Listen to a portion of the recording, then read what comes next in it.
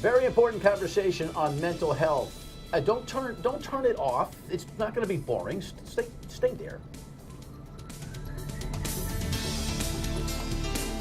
No, I know. Two things happen when we talk about mental health. You see somebody say, "Hey, we're going to talk about mental health." You go, "Oh, really? That's way too heavy." Or, "Ugh, I can't deal with that. It's not important." And it's actually very important, and it can be kind of interesting because your brain and everything that's going on with it is a puzzle to you and to everybody else. But sometimes you can fix the puzzle and make things better. Listen, no rundown tonight. I am either on vacation or I have a tummy ache. Most likely not. I fight through that kind of stuff. Or, it's a holiday. So my point is that this is a program that is without my rundown tonight. We are not necessarily covering the issues of the day. And I like these shows, as I say over and over again, because it gives me a chance to broaden out the conversation, talk in depth about matters that are important or interesting or funny or all those things. If you've got ideas about shows that we need to do here that are longer in form, need a little bit more explanation than the usual fast pace of Dan Yorke's State of Mind, just let us know. We'll have the number posted for you and the email address and all of that on our last segment, which of course is your state of mind on my state of mind. So look at this data real quick here. 1 in 4 adults experience mental illness. 61 million Americans have it, and people with serious mental illness die way too early. This is all data that comes to me from the Fellowship Health Resources folks, and they are my guest. Kristen Guilfoyle is the Rhode Island Regional Director, and Leah Babat, don't be confused by the spelling. A lot of people get it wrong. I guessed right on the first one, by the way. The Director of Residential Services for the same organization. Welcome to both of you. Thank you. Thank you for being on the program. If they look familiar, because you cannot live without Dan Yorke's State of Mind every night, yes, they were on the program back in May, on May 1st, because then we were talking about May being Mental Health Month, right? Yes.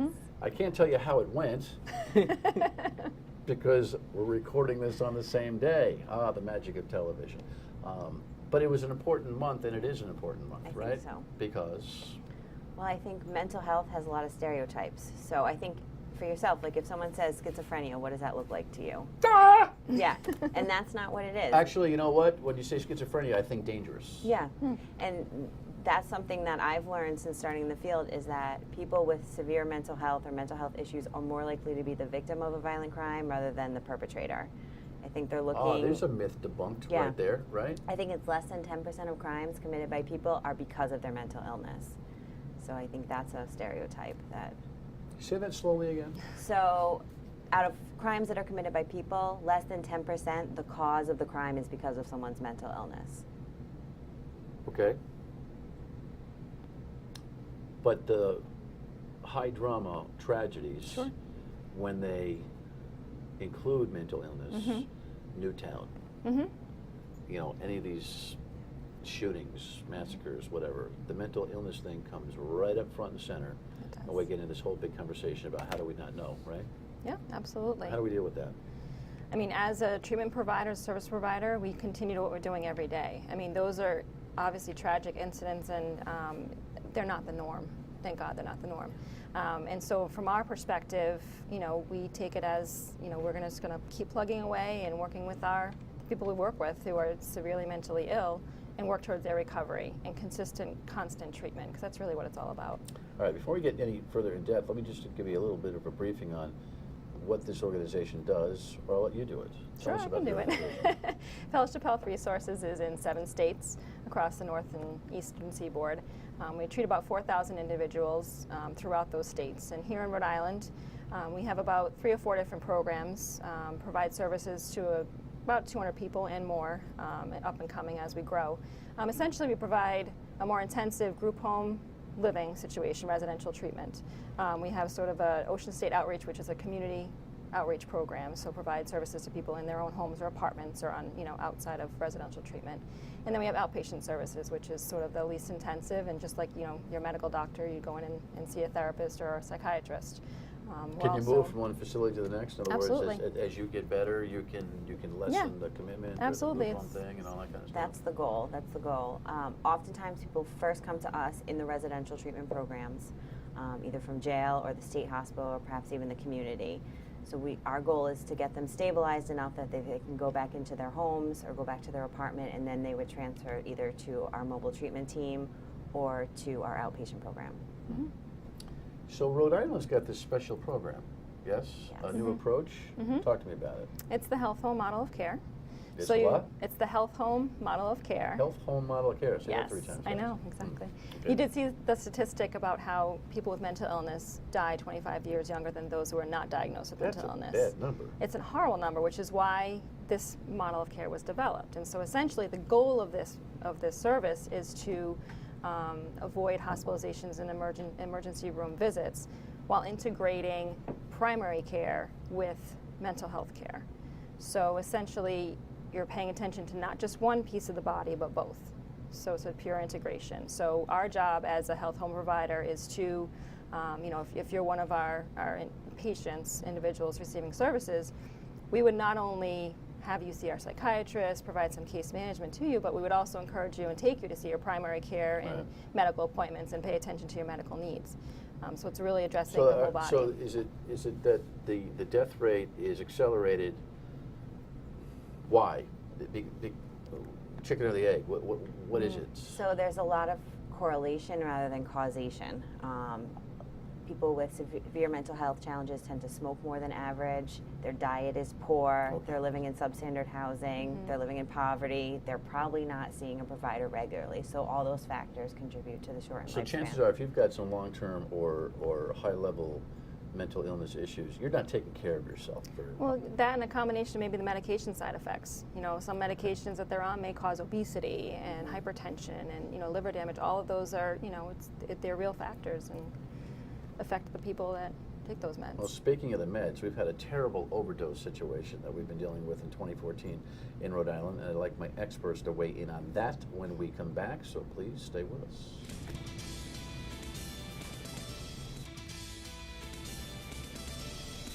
Yeah, so that's the stuff that you take when someone's overdosing, and this is the big to do now. We want to arm everybody with this what is it? What is it called? Naloxone. This is the third time in a couple of month period of time, at least, recording these shows that we've actually talked about the overdose problem in some way, shape, or form in Rhode Island and the region. This opioid thing that we're dealing with here is horrendous, right? Truly. So at your facility, and I should reintroduce Kristen and Leah, they're from Fellowship Health Resources, and May was Mental Health Month, and they were here back then, and we only got a chance to kind of touch on some of this stuff. This data is not only alarming in its increase in 2014, I was alarmed at the foundational data that were 28%. I had no idea that people were dropping like flies like this. I mean, if anything feels preventable, this does. Yes? No? True. Yes. Talk to me about it. So every other year, we have about 150 to 200 people that overdose.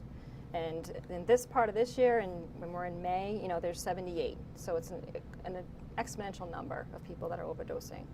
And it is a huge problem. It's not just a drug problem. It's really a whole community problem. It's really, and you've seen the press conferences where you have a bunch of people together on this. And it's true, you have law enforcement, you have hospitals, you have behavioral health care providers. Everybody needs to work together. This truly is an epidemic. Yeah, and as I've said before, people borrow meds and get hooked. I've always thought that lending somebody medicine is got to be one of the dumbest things to do. But I was growing up. I grew up with it's kind of like a thing. Like if your parents are strict and they're on you about things when you're growing up, you're kind of afraid to violate protocols. Doctor protocols to me are pretty succinct and direct, and so I would never say, hey, just because I took it, you can take it. But it's amazing how footloose and fancy-free people are with, hey, I took some Vicodin. I've told folks on the show before, I had teeth out 2 years ago. I mean, he yanked for 2 hours. He said, you're going to take some medicine. Gave me the Vicodin and took one of them. He said, I hate this crap. I'll take Advil and suffer. But I had those pills in my medical, in my medicine cabinet for a while. I got a buddy who lives not too far away from me who's got the back problems and who's on the meds, and I could have very easily said, hey, well, you can have mine. And people do that, and people die. Yeah. I think people don't realize it. They're like, it's safe. A doctor gave it to me, so if it's safe for me, it must be safe for you. Yeah. And I don't think people understand how quickly What it Kmart happens. med school did you go to thinking that you could do that, right? I mean, hello. Yeah. Right?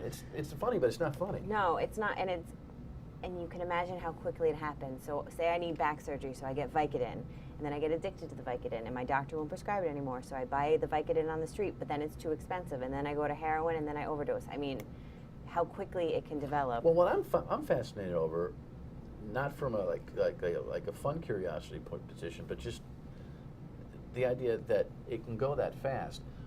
Honest to God, as Jesus is my witness, if I needed heroin today, I wouldn't know who to call. I wouldn't know who to call. But you're going to tell me that people with a need find out quick, don't they? Yeah. How does that happen? I think it's, Everybody knows somebody who knows somebody I'm who's sure. got It's Rhode access? Island. It's a very small state. But I mean, I think you're already in the process, so you have that need for that substance. Say it's opioids. You can't get it at the pharmacy anymore. Your doctor won't refill it. So you're going to talk to somebody maybe who knows somebody, and that person's doing something illegal. They're selling opioids on the street. Now it's too expensive. Is that what you're hearing? That's how it starts? That's what we say, yeah. Because you must say, so where'd you get this stuff, Yeah. right? Or why are you still on this stuff? And they tell you that, right? Wow. And it's truly the nature of addiction. I mean, Yeah. they hear that they shouldn't be doing it, but their body's saying they need it, Yeah. and it's truly that the chances and risks don't outweigh their need to. And do they think, people who get hooked on these scripts, do they think that there's a time buying element to it? In other words, it's probably, maybe I'll be better in 2 or 3 or 4 months, and I might steal or borrow or beg for it, but I'll be able to stop. And all of a sudden they find themselves in that place where they fall off the cliff and they know that they're done. Absolutely, yes. So what do you guys do to help them? How do you turn that around? So it depends on the individual. Some people might just need some outpatient services, seeing a therapist, seeing a psychiatrist. Some people need to be referred maybe to a methadone clinic or to another provider. And some people might need inpatient treatment to go to a detoxification center and then to rehab. So you may not need other meds to get off the meds, depending on what the evaluation is. Like any kind of mental health issue, you need an individualized approach. So working with that person and seeing what is the challenge. Is medication needed? Is a doctor intervention needed? Or can it be something done on an outpatient basis? And I think, too, education for the hospitals, too. I mean, if people are going in for back pain, they're prescribing painkillers pretty quickly, and then the patient leaves. And some of those repeat hospitalizations, that people come back in, then they're drug seeking, and the doctors they keep prescribing. And what happens is they let them go without making a follow-up appointment or support appointment, to actually get some help. Yeah, I would think that well-meaning orthopedics and everybody else that's out there healing stuff in your body don't give a lot of thought to this. And people like you, I think, have got to orient the doctors who are, expert at replacing a knee or a disc in your back who may not be thinking about this. I would think this year and the data that we've got and the attention that we're paying to this is going to change. It's going to change the way some docs are doing business, right? They've already started changing. Yeah. You can see it. We've seen it even with the pharmacies. I remember we had someone who was a drug seeker, and they would go to several different pharmacies, and it took a lot of work on our end to try to let people know what was happening. And then maybe 3 months ago, we had someone else, and we couldn't fill a script because they were flagged. So we're really seeing people start to have more awareness about the problem. All right, well, the big question I would have if I'm watching the show, and the big question I have because I'm hosting the show, is my back or my knee still hurts.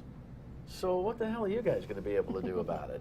There you go. You're going to train the doctors not to give me the meds. Great. So what happens because my knee and my back are screaming? Well, that's the health home model. So it's a whole team approach. So we would communicate with the doctors. Hold on a second. That's what you guys do, the home health model? Yes. Home health model? Yes. What a perfect segue. You want the answer? Stick around. We shall be right back. You'll get the answer.